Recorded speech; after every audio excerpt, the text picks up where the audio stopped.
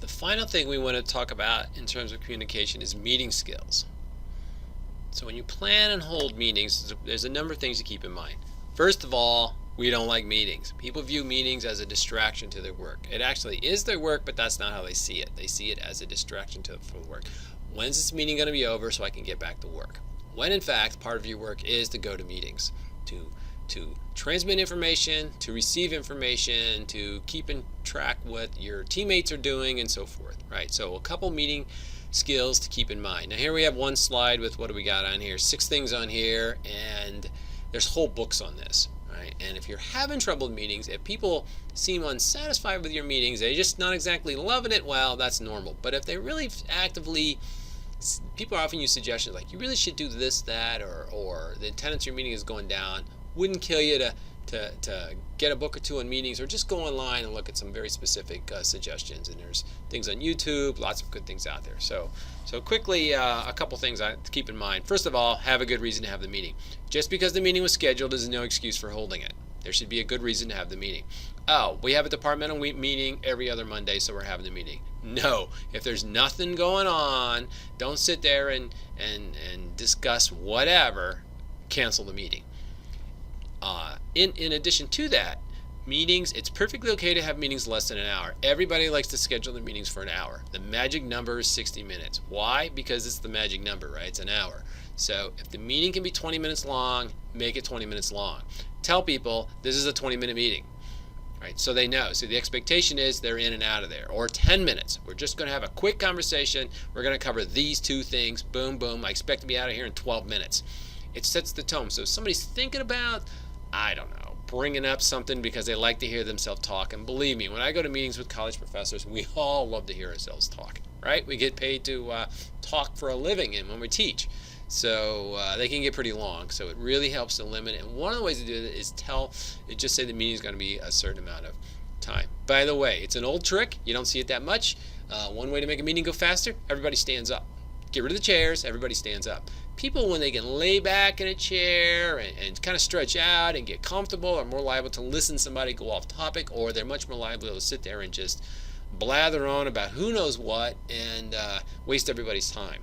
And when you add up all the people in the room, times the hourly rate they make, it can be a lot of money. So if you have a stand-up meeting, that very rarely goes on. No sitting on the table, no leaning against the wall, stand up. I know a guy who worked at a big company. He took all the conference chairs out of the conference room, so you had to stand. I myself, when I was a quality engineer working in the factory, we were starting up a new radio, a police radio we were making, and we had just normal production startups, little stuff we had to work out, little kinks, pretty common in a production startup. So every morning in the factory, we had a stand-up meeting, and you had to stand up. We'd have a 10-minute meeting, tops. Meeting had to be over in 10 minutes. It could be over in 1 minute, but it had to be over in 10. And so if you had to talk fast, talk fast. And then everybody had to stand up. And I remember the operators, the people, some of the radios, the meeting was right in front of their benches, their work benches. And they said, well, we sit here all day. Do we have to stand up? Yes, you do. And they said, why? Because everybody else stands up. It's a standing meeting. And that actually went well. They got the idea. The meeting is quick. Time is not wasted, and yeah, I have to stand, but I don't have to stand for very long. And I sit all day at a bench, so it doesn't kill me to stand a little bit anyway. And I like the fact that it moves along. I hate being tortured. I'd rather work and build product and get the company some money than I would to be sit there and bored at a meeting where somebody blathers on about nothing. So they actually like that a lot. So bullet number 2 here, have a clear agenda. Send it out in advance. It does me no good it does me a little good when I get to a meeting and there's an agenda. It's much more useful to know the agenda ahead of time. I can read it. I can think of questions. If I need to bring something, I can bring it to the meeting with me. Hey, I see we're going to talk about this. Here's some information. Just coming to a meeting be ambushed, that's like you're announcing the next meeting. I have no idea what we were going to talk about. I can't reread emails. I can't check data. I can't bring anything useful to the meeting because I don't know what we're going to be talking about. So quite frankly, the meeting is of limited use. Be fully prepared before the meeting starts. Don't show up with your computer looking stuff up. Don't be late. If you're calling the meeting, do not ever be late. If you're going to be late because your boss's boss has got you doing something, you need to call somebody and tell them. So they can go to the meeting and say, yeah, he's going to be 5 minutes late.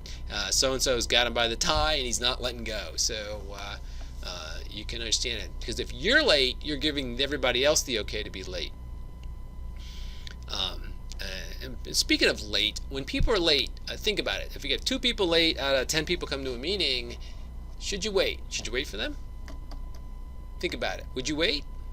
There's 2 people. I want them to hear what I'm going to say. Should I wait? And the answer is no. Because what happens if you're late? The 8 of you who were there on time, if you wait, the 8 of you who were there on time are punished for being on time.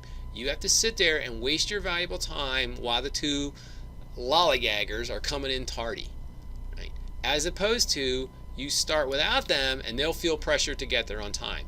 And if it was something they couldn't avoid, they were on the phone with a customer and couldn't get off, okay, fine, I'll catch you. The person who called the meeting, will catch you up on the meeting after it's over. But that way it only takes up my time, not everybody else's in the room. If you start waiting every time, then they're just going to come. Everybody's going to get the idea. The meeting doesn't start at 9. The meeting starts at 9:10 because that's when we always start, right? If I did that for my students coming to college class, that's exactly what would happen, right? If I waited for the last people to get there, everybody just starts coming to class late. I would never do that. Total waste of time. And it can be a lot of time. Everybody in the room, so you got 10 people in the room times 10 minutes. The meeting starts late. That's 100 minutes, right? So you're over an hour and a half of time. If people are making $40 an hour, you're over $60, $70 right there, just because you waited 10 minutes. So don't do that. State a time frame at the beginning of the meeting and stick to it. So again, we're going to be out here in 20 minutes, so let's move it along, right? That's a good thing to have. I remember when I first took over a new department, the meetings were always an hour long no matter what they had to talk about, and I said, today's meeting will be short. I see us being out of here in 15 or 20 minutes, and then we would be. And then people say, hey, I really like this. It's not so onerous to know you're going to chew up an hour worth of time for no particular reason. The second last bullet, require the participants come prepared to discuss the topics on the agenda. So sometimes when you send out the agenda, you just have to be very specific. I want everybody to know about this email before the meeting, or bring so-and-so, John, bring this data to the meeting with you so we can look at it, or bring a copy of this report because that's what we're going to talk about. So if you're going to do some specific activity at the meeting that you require people to prepare for, be very clear and tell them. Then they really have no excuse. Now, you might think it's obvious they should read that thing and understand it, but everybody's busy, and everybody might not read your agenda until right before the meeting starts and all that. But if you say everyone should do this, or you particularly call them out by name that they should do an activity before the meeting, right, then they're very much on the hook for it, and they're much more liable to make it happen. Right, and keep participants focused on the agenda. People will try to hijack your meeting, as it's called. Hey, since we're all together, I want to talk about that thing that just happened. I want to talk about that thing that bothers me. Basically, they're trying to have their own meeting and trying to steal your meeting. Right? You say, we have an agenda. It's not on the agenda, so no. And then if you saw the agenda, if you wanted that asked, you should have got a hold of me ahead of time so we could have changed the agenda. So you have to hold them to the line. And I've had people push back and say, but I really wanted to talk about this. And I'm like, well, then get your own meeting.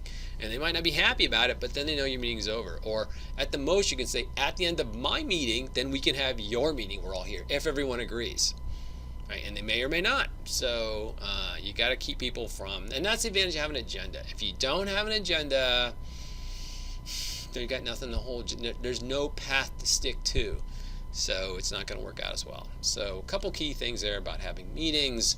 And it's always good, by the way, to end meetings with action items. Right? Who is going to do what by when? Those are the 3 key things in an action item. Who, what, and when. Somebody should be recording that, whether it's you holding the meeting or you've assigned somebody else because you're busy running the meeting. You've assigned somebody else to take down minutes, and particularly not just what everybody said, but the main points of the meeting, but particularly the action items. John is going to look up this data and find out such and such by next Wednesday, by the meeting next Wednesday, right? And then the meeting next Wednesday, he's to report on that. So that would go on the agenda for the next meeting. And then John knows he darn well better do it, or he's going to sit there with egg on his face and be embarrassed because he hasn't done his action item for the group. So that's always a key point to wind up meetings, and send out a little reminder, right? So here's our meeting. We discussed this and this and this. I would put the topics. I would not put everything that happened. If there was a vote or you decided something or whatever, you would say, we all decided this, such and such thing, and here's 3 action items that came out of the meeting. So-and-so is going to do this by then, so-and-so, right? And so forth. And then the next action item right, or the next agenda would refer back to those action items when they were due. So you keep a running log of what happened during these action items. So the next minutes would say, yeah, and John presented such and such data, and this is what he said. So you sort of sum up how the action item was closed out, and that's considered good record keeping. You can show you're getting things done, you're taking progress, right, and things are moving forward.